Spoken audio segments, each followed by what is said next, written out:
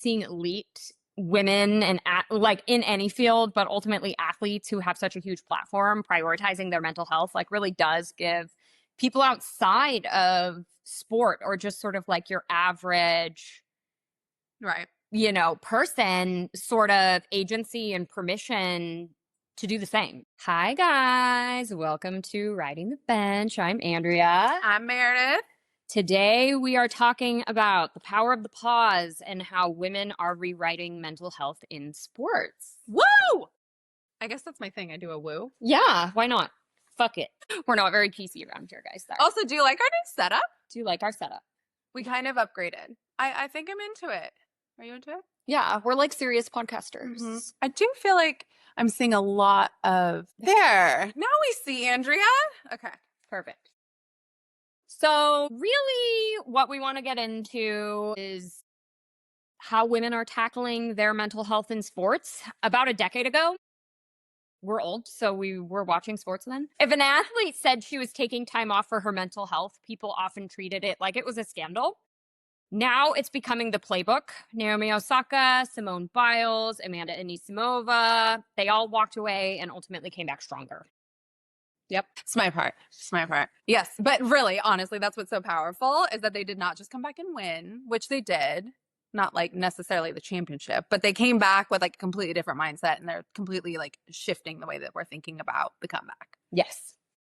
So really, let's get into kind of the catalyst for each of these athletes and, what kind of jolted them into taking a little bit of a break from sport.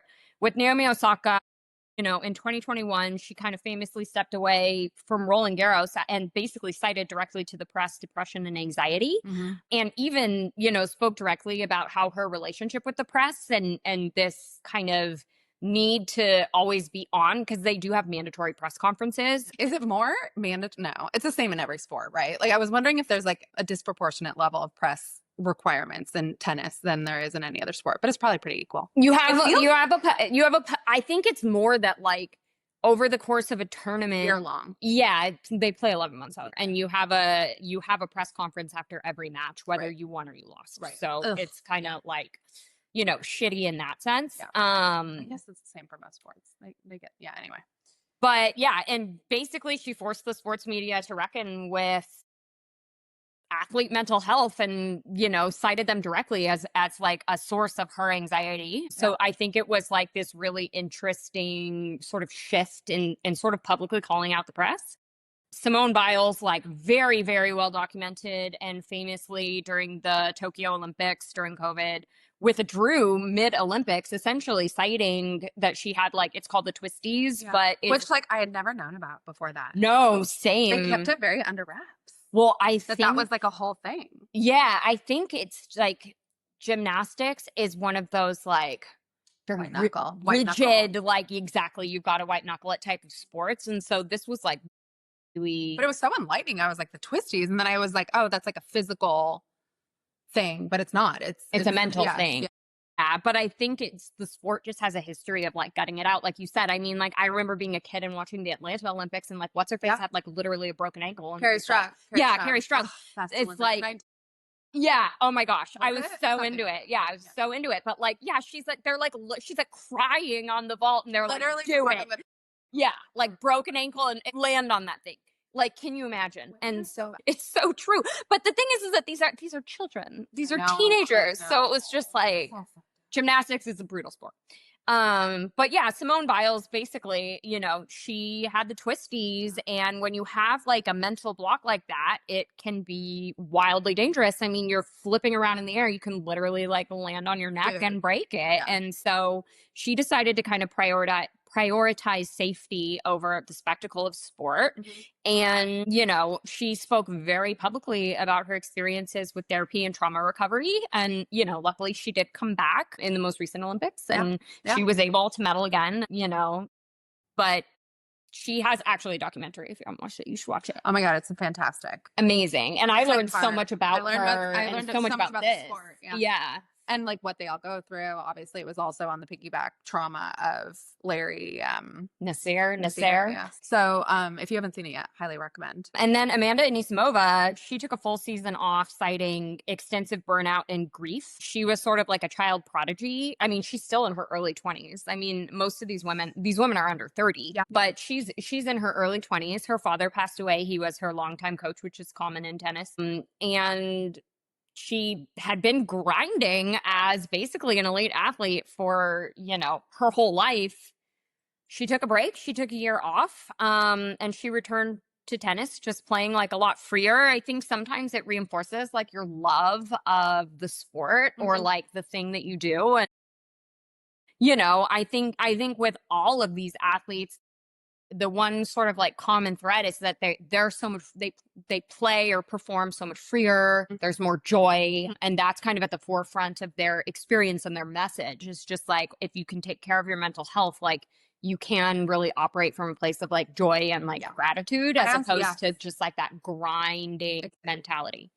But yes, exactly. I think also what's just been so cool about watching their journeys is that like it's clearly set them up for like very long-term sustainable success. So there's like real lasting power behind like getting right and like publicly addressing it so that everyone else who struggles with this, which is probably honestly the vast majority of athletes, and specifically I know like it's probably touched a lot of female athletes, but it's incredible to sort of see like what I can see, like that they're going to be very long-term. It's going to be very long-term success for them. Totally.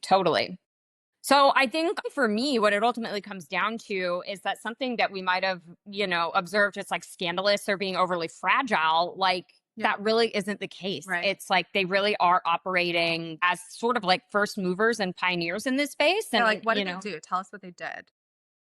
Okay, so let's get into some of the tools in their toolkit, things that they leaned on. I mean, how did they do it? Yeah. It really is variable. I mean, therapy is definitely like, and there are different types of therapy, but it's like all of them have spoken about therapy or leaning on, psychology and professionals in some kind of meaningful way. So Naomi Osaka, she partnered with a company called Modern Health to basically co-create guided meditations and expand access to therapy for athletes, which I think is awesome. It's like she's using her power and influence to try to make this more accessible for people, which I think therapy ultimately at this stage like is a pretty privileged thing. My hope is that if you have people with this kind of platform, they can contribute to the accessibility of it, because I think like you don't have to be an elite athlete to still struggle with stress or, depression or whatever it might be. So I think, her leveraging her own platform for good is like an amazing aspect of this. She also travels with a mental health coach, advocates for things like quiet rooms at tournaments, really trying to create an environment where these athletes are able to thrive, because really it's not one size fits all. It's like not everybody's going to need these things, but there are enough of them that do. She's done a lot of good in that regard. Biles like obviously credits therapy and like strong family support and community support, helping her kind of return to Olympic gymnastics. Yeah. And I think like I mean this is pretty obvious, but like I think she had afforded herself more time. Just like time went a long way for Simone too. Yes, because absolutely. like even in the documentary, I remember she just like kind of stayed away from it for a hot minute. Yeah. And then accelerated her go back. Like once she went back to like really train and go back to the Olympics again. But like there was a definite down period of time where she just gave herself space. And same with Naomi. And I think that that's like time, obviously just such a big factor. Oh, absolutely. Absolutely. And then with Amanda Anisimova, she leaned into like creative outlets. Like she gave herself time and she focused like on art and painting. She's like donated some paintings to various charities and just sort of like trying to find other creative. I like her vibe too. Art, journaling. She also travels with a sports psychologist and leans into having those members on her team to help support her mental health. And she's sort of publicly stated that her creative routines and outlets like really helped her reset. So, I think a lot of therapists often recommend like having creative hobbies and outlets. So it's amazing that that's really what she leaned on. You guys, this is gonna drive me nuts. What is this? We keep hearing like a do, when something's going wrong on your computer and not like connected. Yeah. I'm like, what is it though, guys? Like, what is The woes of a startup. the woes of a startup? Hopefully it goes away and everything works. Anyway, basically all three athletes, like one thing that they did emphasize was also just like sustainable habits. I think like another thing that anytime you're struggling, it's like routine habits, like leaning into things that work, in their case, like having boundaries with the media, making sure they have adequate downtime, fewer tournaments, like focusing on things that like genuinely bring them joy. That seems to also be kind of like a common thread in all of their experiences. I think, another critical component of this discussion is also just really that like the visibility matters a lot. Like seeing elite women and like in any field, but ultimately athletes who have such a huge platform prioritizing their mental health like really does give people outside of sport or just sort of like your average, right, person sort of agency and permission to do the same. The visibility does matter. I feel like it's setting a new stage. I feel like this generation is really changing everything. Absolutely. And Andrea and I have talked about this before, but like it's a very new day from even when I used to watch tennis or gymnastics in these particular examples, like with my mom and my parents. It's a very different vibe out there. And I love it. Like I love it.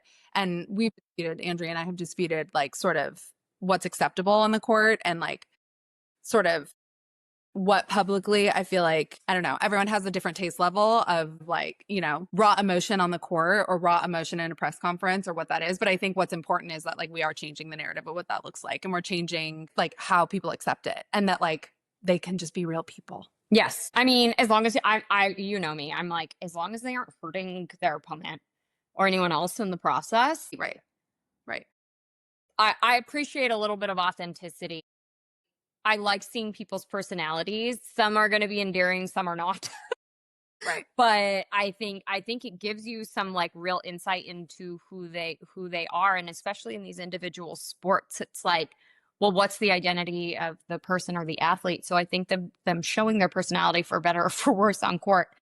So like, it's true. It's true. I feel like people know them better, just in general. Yeah. The story behind Anisimova in this last year has been so compelling. Absolutely. I mean, for someone to essentially have left the sport after being, kind of hailed as like the next big American thing, we all forgot about her. It's like we've moved on to Coco Gauff and all of these other, players. And then all of a sudden she comes out of nowhere. She's beating the top players in the world. She went to 2 Grand Slam finals in a row. Kind of did so on her terms. And it was very refreshing to see. It's cool. And like even Naomi, a very similar situation. They were kind of on similar paths, albeit very different experiences that were sort of the background of that. It was just so refreshing to see them. And I feel like they captured the attention of so many people and they won so many people over. And they did it in such an authentic way, to your point. And I just think it's so cool. Even my mom, who I feel like is like very subscribed to a stiff upper lip and sort of limiting the amount of emotion. She's very tennis vibes. She did not play, by the way. She just thinks she did. Or she thinks she should be a coach, maybe. But my mom did play and my grandma was a coach. See, so my grandma is a little more like your mom. Like she's like old school. Right. But I will say that even my mom, who is definitely an older generation, was like totally bought in to all of them. Yeah. And like totally subscribed to and rooting for literally all of them. So yeah. I think it's cool. It's won everyone over. No, absolutely. And been just like incredible to see. So one aspect of this and like kind of a cornerstone of our podcast is our show or whatever we're even calling We this. don't know what it is. We don't know what it is.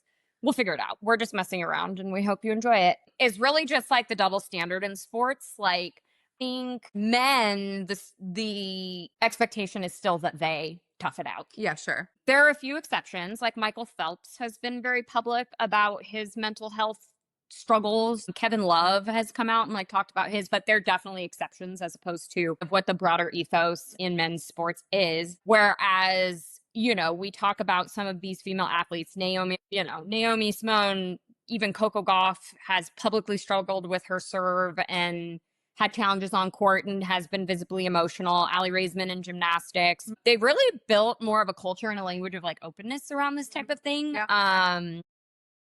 So I think that there's also kind of like social and cultural component where women are just like a little bit more comfortable being vulnerable. Yeah, they're leading the march. I was going to ask, like, why do you think that is? And other than like the basic reasons that we just kind of are more emotionally intelligent. And exactly, we just own our feelings much more. Yeah. And like with confidence, and we're just not afraid, I guess. But I'm curious on like what you think. I mean, I think it's a double-edged sword for women. I think that you both get applause and you get scrutiny by virtue of being so public with something so personal. But I also think that there's a lovely little generational shift happening with these women that are kind of young millennial / Gen Z being more public with these things, because I think over time it just destigmatizes it. I mean, even like I didn't seek out therapy until personally until like my 30, like I was 30. And it's because I think even when we were kids, wasn't part of the toolkit. Wasn't part of the toolkit. It was like, unless you have like a serious diagnosable condition. It's so true. You know, you really weren't leaning into mental health resources at all. No. And none of our friends either. No, truly. Exactly. It's just been. Granted, I was not that level of elite athleticism, but still, I mean, it's applicable to anyone. I would never. I grew up playing club soccer, and it was pretty intense. That's a pressure cooker. It's a pressure cooker. It was pretty intense, and there were definitely times that I was like, it can be brutal on your confidence, and you know, there are really, really tough, like emotional situations. I remember the expectation always being too that you just tough it out. You just let it ride. You don't show your emotions. The one time that I did and I bitched out my coach, I got benched the rest of the game. He told me never to speak to him that way again. It wasn't cute. And it's honestly, it came from months of being berated. And I finally just said, I know. And I snapped at him. And then he was like, you'll never talk to me like that again. And like, just like, he lit me up. And I sat the rest of the game. So they're also, you know, I think even the notch below what we're discussing here, which is like your elite college professional athlete, there's still a lot of pressure that young people face. And so my hope is that this sort of thing will create a better kind of foundation for them to have mental health resources, or that the approach to coaching and mentorship might be different. I think it'll be more normalized. And I think, to your point, what Naomi Osaka is doing is fantastic. And that she's like really normalizing what that looks like and making it more accessible. I just think that needs to continue to grow. I think the key here is that I'm so mad, guys. Let's just fingers crossed that I didn't just like fuck it all up. Anyway, I lost my train of thought. I don't know. But what was I saying? I don't know. Something about Naomi Osaka. Oh, it's just being normalized. And then I think like the accessibility is going to matter, and that will become a proactive part of the toolkit instead of a reactive part of the toolkit. Yes. And that you're not sort of going through treatment or finding the psychological tools that you need for sustained success versus sort of unraveling what you haven't been taking care of and like balancing all along so that you can like actually have just like long-term success. I think absolutely will be really, really helpful for up and coming athletes. 100%. So let's like get into a little bit of how, you know, obviously this was taboo before. Now it's becoming a part of the toolkit for these professional leagues. So really these athletes have kind of turned vulnerability into infrastructure, which is an amazing thing to see. So some things that we've seen kind of shift is that a lot of these leagues have mental health clauses now, including like the WTA and Olympic athlete programs, which is amazing. Leagues are investing in psychologists, mindfulness apps, travel wellness support, things like that, because a lot of these athletes do spend considerable time on the road. Corporate sponsorships are even embracing this message. Modern Health and Better Help and like the Calm app and things like that. They're like actively, you know, highly visible sponsors within the women's sports space. I mean, sports in general, but primarily women's sports. And then, you know, kind of to what we were speaking to previously, like this level of visibility breeds access. You know, fans and young athletes now kind of view therapy and taking these breaks as like a normal part of developing their performance. So, you know, it's really amazing. It's almost like it's going to be the first generation of athletes who see therapy and having strong emotional tools important as strength training. Exactly. That's what I was going to say. I feel like it's just part of the overall programming that all of these athletes are going to be doing from here on out. So 100%. Fantastic. It's actually probably a bigger piece of what's going to go into play versus strength training. I agree. I mean, yeah. Sorry, lost my train of thought for a second. Since the technology has been bumming me out today. And I keep seeing you. It told me reconnect a couple times, so I'm wondering if please don't be fucked. If we lost you, I don't know. But see, mine's all clear, and then so we're still in trial mode, you guys. Yeah, bear with us. I feel like we have some really great. We're on the right track. Stick with us, guys. We swear it's worth it. So yeah, I mean, I think the overall message is just that, you know, these athletes are prioritizing, valuing their mental fitness, and reframing it as strengths. You know, emotional regulation, boundaries, perspective, like all of these. Bless you. All of these things matter in such a big way in terms of how we measure success with athletes and really like career longevity as well. And I think that, you know, previously there was all of the celebration of like sacrifice in sports, but now fans are really ultimately like celebrating longevity in sports. And you can't do that without the appropriate like emotional tools. Absolutely. And I think fans are super into it. They like, it's going behind the curtain on some of these athletes that they like really weren't privy to their personal stories. So I feel like they are so much more, like we said at the beginning of sort of this conversation, but I feel like they're just so much more invested. And therefore, because they're so invested in their story, they're so invested in their long-term success. 100%. I think like, you know, we work more in the business space, and, you know, we obviously follow marketing trends and social media trends. What you see is this shift towards authenticity and people really wanting to see behind the curtain, see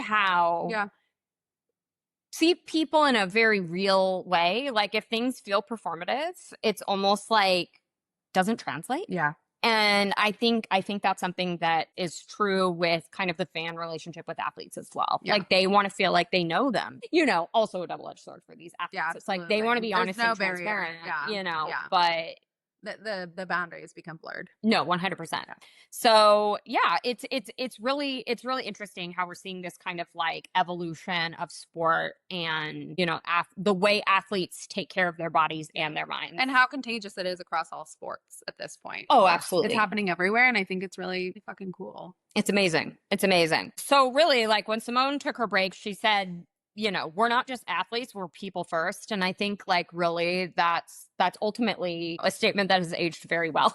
Yeah. And I think she set the stage for other people to follow suit. I think she was such a force in that. And that was years ago at this point, honestly, which sounds so recent, but like, honestly, like she really made it normal, or not even normal. I mean, do you remember how criticized she was? Oh, absolutely. Truly, like people were like, she's a quitter and stuff like that. It was unbelievable how much she was attacked. Like anyway, so I think she set the stage, and it's just been incredible to kind of see that everyone else has been able to interpret that for themselves, or like it's had a domino effect on some big women athletes. Absolutely. And they've been able to kind of like take the breath and keep going and take a step back and continue to build their own legacy in the same way that Simone did. So incredible, like leadership and just shifting of the narrative. The narrative changed completely. All right. Well, that's kind of it for today. If you've ever taken a break from work, from training, from life, we want to hear about it. Or if you think like there's other people in your life who don't understand the concept of taking a break and really owning your mental health and using that as part of your strength training, then send this to them and see what they think about it. Absolutely. Drop it in the comments, tag us, send it to a friend. We just would love to hear from you all.